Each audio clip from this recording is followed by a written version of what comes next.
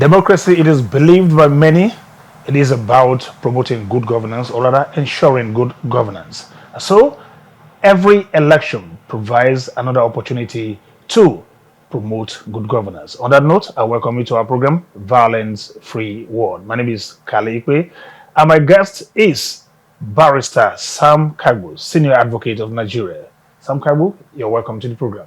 Thank you for having me, Kale. Okay, we're going to come right into the conversation, but after the special report. Be here.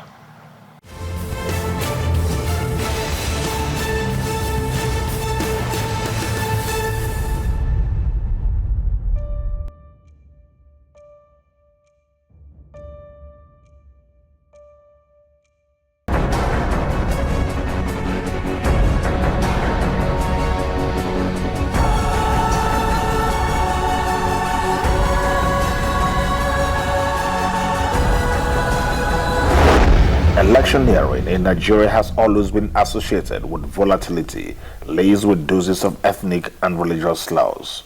The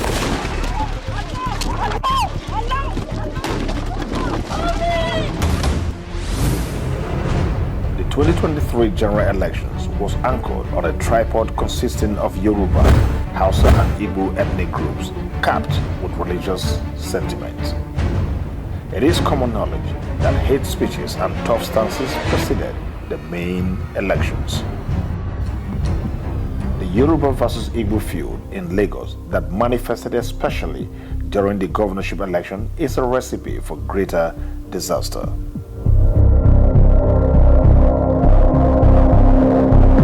We want our results, our real results.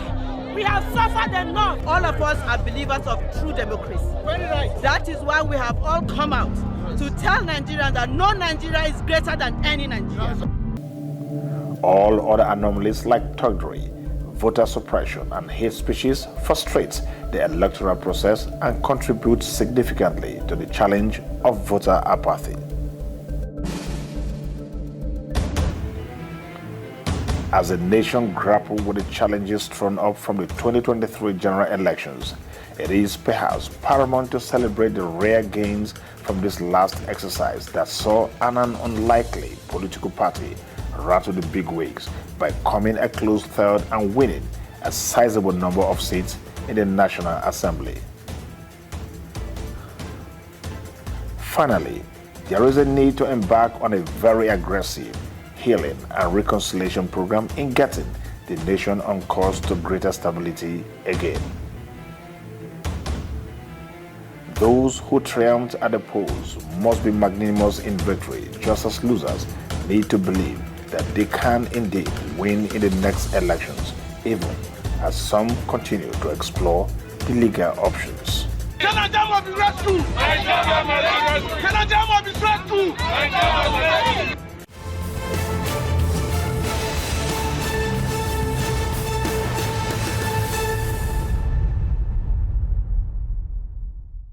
Welcome back. Now, Mr. Kargbo, the elections are officially over and we are at the litigation stage. But something seems to be happening.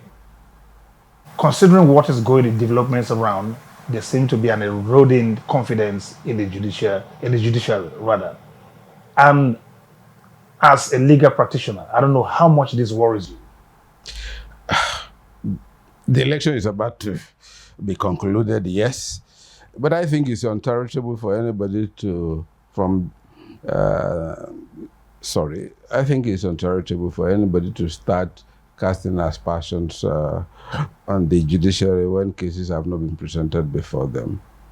I have always thought, and I've urged everybody, including our colleagues, not to portray the judiciary in a bad light, because out of the three arms of government, I will still stand by my usual position. It is the best arm of government, it's the most disciplined, and it's the most conscientious, if that's the word, and it's the most less corrupt and the most effective arm of three arms of government. You cannot by now start making the sort of conclusions that, oh, if the cases are taken before them, you won't get justice. That would be too infernal, because you need to understand what adjudication is, what the judicial process is all about. Judges don't make cases. Judges don't make justice. They dispense it on facts presented before them. The issue of you can on your own make some prediction about substantive justice, because that in itself, even if we call it substantive justice, is in itself an imaginary thing. But what is real is the adjectival process, that is the processing of the cases and how decisions are made. We need to understand that. When we do, perhaps we could start giving some respect to the judiciary. Yes, but when a senior lawyer himself, I don't want to mention anybody's name now, come out to say he's not very sure anymore about the judiciary. He doesn't have much confidence. So you can imagine how troubling that should be. I do not want to mention it. With due respect, he's not the standard. He's not the moral bearer or standard bearer for the judiciary. What he expresses is a personal opinion, irrespective of what he is or who he is. It's a personal opinion. You cannot sit in the comfort of your office and express some disgust or some frustration against an institution that you know your life depends on it and has kept this country together. Without the judiciary, you know where it would have been.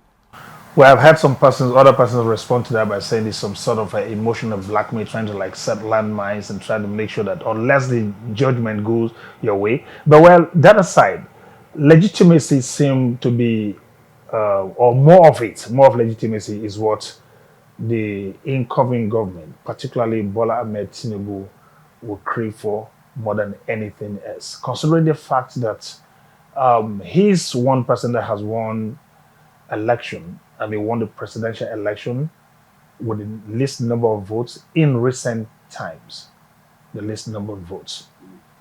Plus the idea of the same fate ticket issue that he's had to contend with, all of that on top of his head, legitimacy is seen. So how worrisome, how troubling do you think that's going to be? Before we don't commingle too many things, let's talk about legitimacy. Legitimacy, I want to look at it from two angles. One, the process. Did he go through the constitutional process? Was he declared by INEC through the constitutional process? Yes, he was. So the process, that is the election itself, has sanctioned his own presidency. Yes, the issue of numbers, because they said the votes, election or voting, is about conferring legitimacy to a government. What is to say that the more numbers you have, the nearer you are to the sentiment of the people and the wishes of the people. But we have a recruitment process that allows all sorts of manner of people to compete. In that process, you'd always have one winner. And where you have the number of candidates that we had, it is nothing really extraordinary for you to have the winner of the lot to, at the end of the day, if you flip it, to be in the minority in terms of what? The people's vote. But that's what the law says. The law says out of the lot, the person who wins the majority of the lawful votes becomes the president. Let me bring it nearer to what all of us are accustomed to. If you put together the points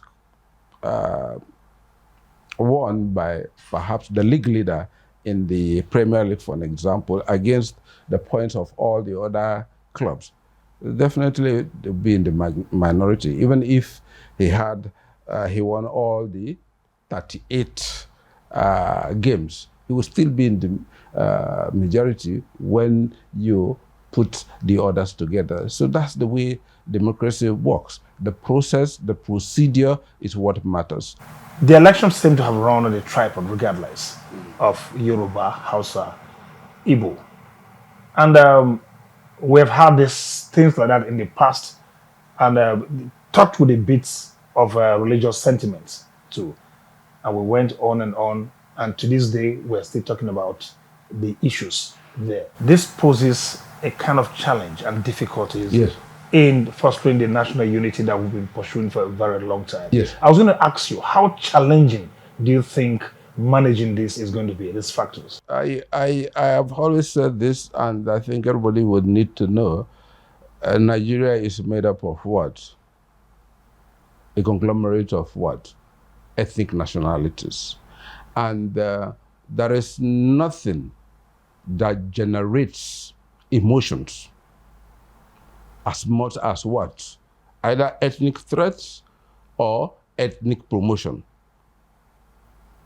And why they say election is an emotional industry is because it's going to touch on this, because people's pride, people's what? Bragging rights, people's sense of belongingness to the Nigerian concept, they are all what? Come into play. We are not that lucky to be in a place where we have what? A nation state, whereby we have a predominant ethnic group speaking the same language and making sure that whoever comes into that community, they absorb him and assimilate him into what? That culture and language. And that is why if you go to the US, be you Hindu, be you Hausa, be you Yoruba, be you Russian, Chinese, the moment you go to America and you want to be American, you would have to jettison all of that and first and foremost speak the English language, and first and foremost what? Recalibrate your mind and reset it what? To be the American that it should be. And that is why when they are even interviewing you for either the green card or the citizenship, that comes to play. How much of an American you have been.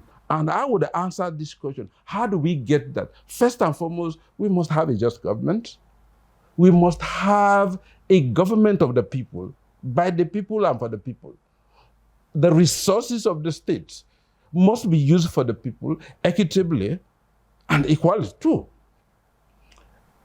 But the moment we continue making governance an enterprise for a few individuals, you still have this, because at the end of the day, it's about what? That psychological feeling that what is meant for all of us has gone to this person. But if all of us were getting what every other person is having, who cares? Fairness is what you're alluding to here. Yeah, fairness, yes. Equality, just whatever you call it. But let me don't care about you, your son, your wife, your daughter, your auntie be in government, because I know that what the law is watching you, and you will not use that to disadvantage me in any way, and you will not turn the resources of the state, you will not appropriate the state, appropriate the economy of the state, and make it what? A family business or a family thing. Well, fairness, inclusiveness, and all of that. Yes. As far as the ethnic issues is concerned, humans will always want to extend frontiers. Yes. So I don't think we are done with that. But this is part of what we're going to come back and speak to when we come back from this break. This is Violence Free World. We'll be right back after this time out. Be here.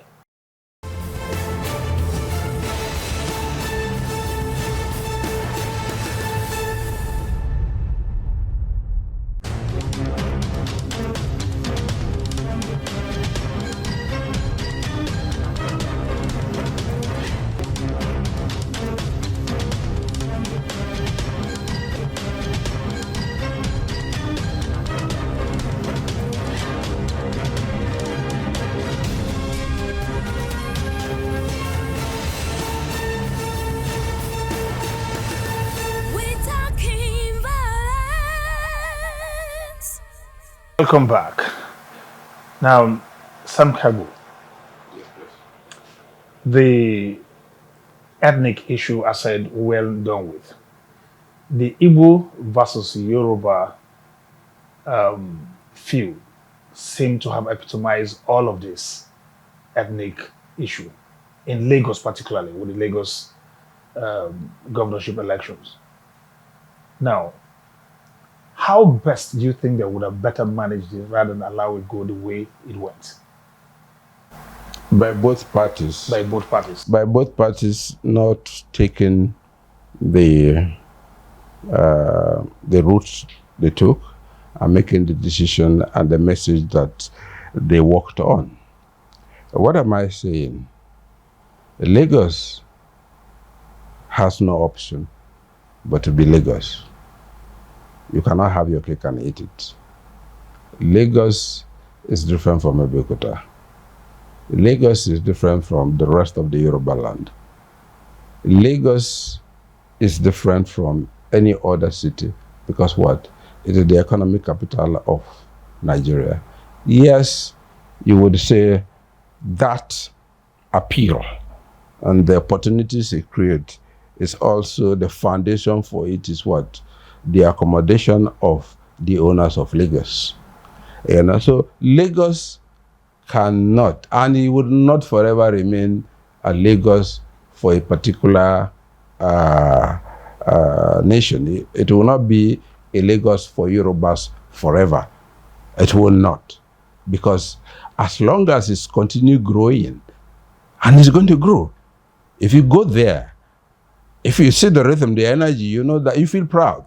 If you ask me, today, the only state that I feel defined us and defined democracy and development is Lagos. Let me say this again. When I've made that allusion, if you want to be a Lagosian, be a Lagosian. If you want to benefit from Lagos, be a Lagosian. If you want to rule Lagos, be a Lagosian. So you cannot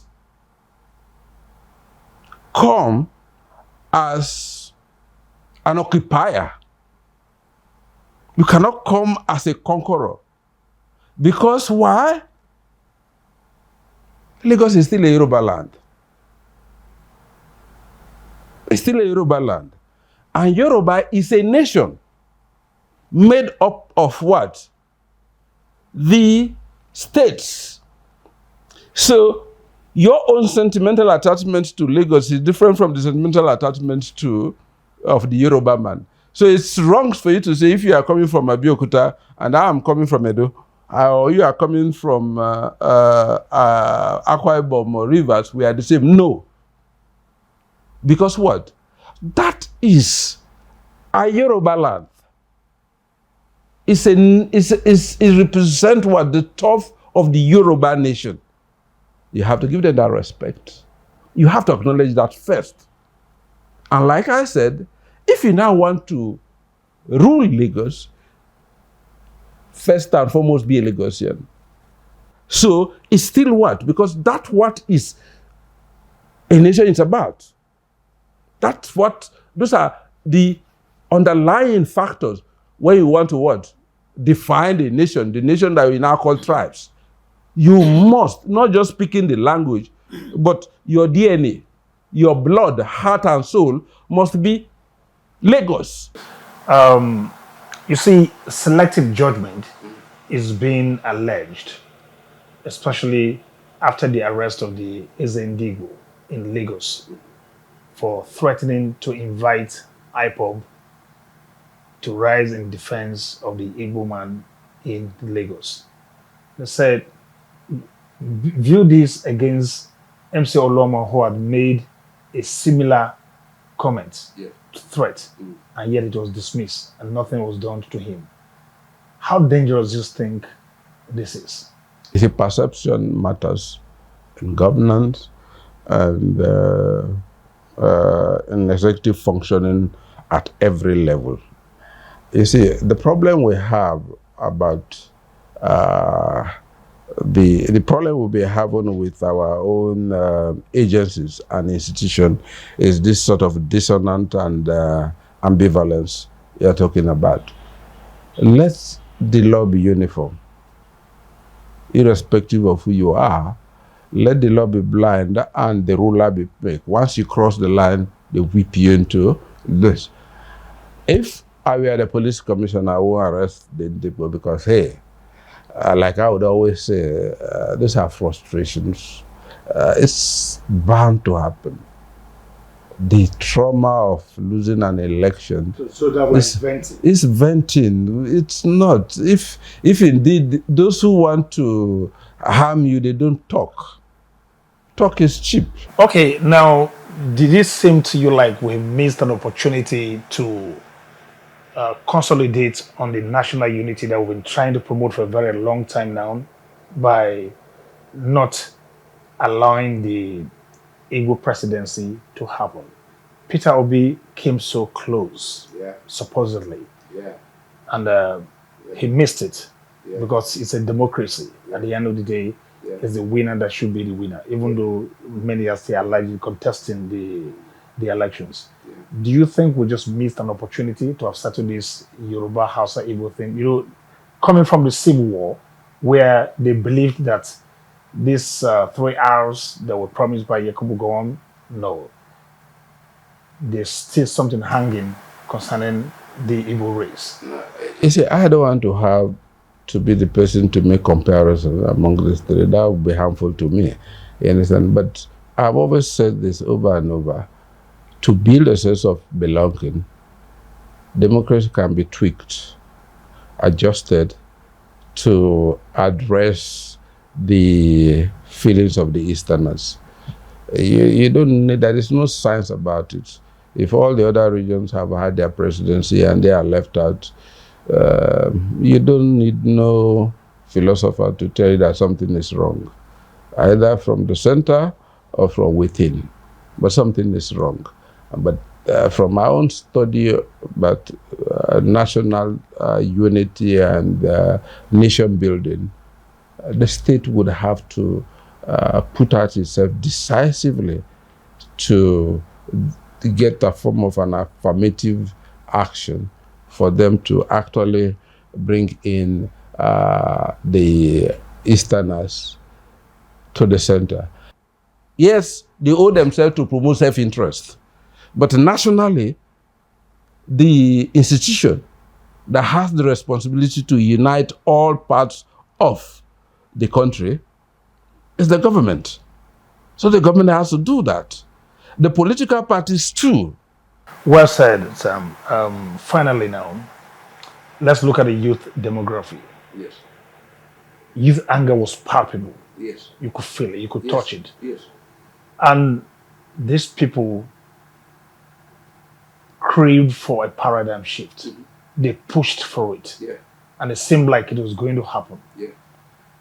What are we not doing right to assuage this anger? And what would be your word of advice to them as we close? Well, let me put it this way. Have you read The Lion and the Jewel? Yes. Okay. The youth are real. Their aspirations are real. Their frustrations are real. Their thoughts about Nigeria are real. Their assessment of the ruling elite is justified. And that is why they are the only people that I sympathize with in this process. I don't sympathize with Peter Obi. He is still part of the problem we are talking about. I don't countenance an article. It's still part of the problem we're making. Tinubu, like they say, is the last man standing of the same saying. You understand? But the youths, I've always said, you see, they came into the race with energy. They came with the brawn and thought that they could wield their way with anger. Politics is much more systematic and much more cavalier, if I'm to use that word, if I'm right. It requires a lot of thinking, a lot of negotiation, a lot of linkages, a lot of connections, a lot of knowledge of the country that you want to warehouse in one person. You must. You cannot just sit down in Lagos, Abuja, or in the cities and think that you can think for the nation. Because, like I have said, if only these young men know that, assuming all of the graduates vote for one person, they will not produce a president, they will know what the problem is. Because what? The vote is a one man, one vote. And the old politicians know that, and they know where to get that one man. And during the election, they got those one men. And at the end of the day, look at what happened. The youth are praying that what they have started will not die because of frustration. They will not see this as a defeat. If for anything, it's an opportunity for them to go to the drawing board and reset and be ready to make. Even if it takes another 4, 5, 6, 7, 8 years, 10 years, let them be tenacious. Let them don't lose focus of the ball.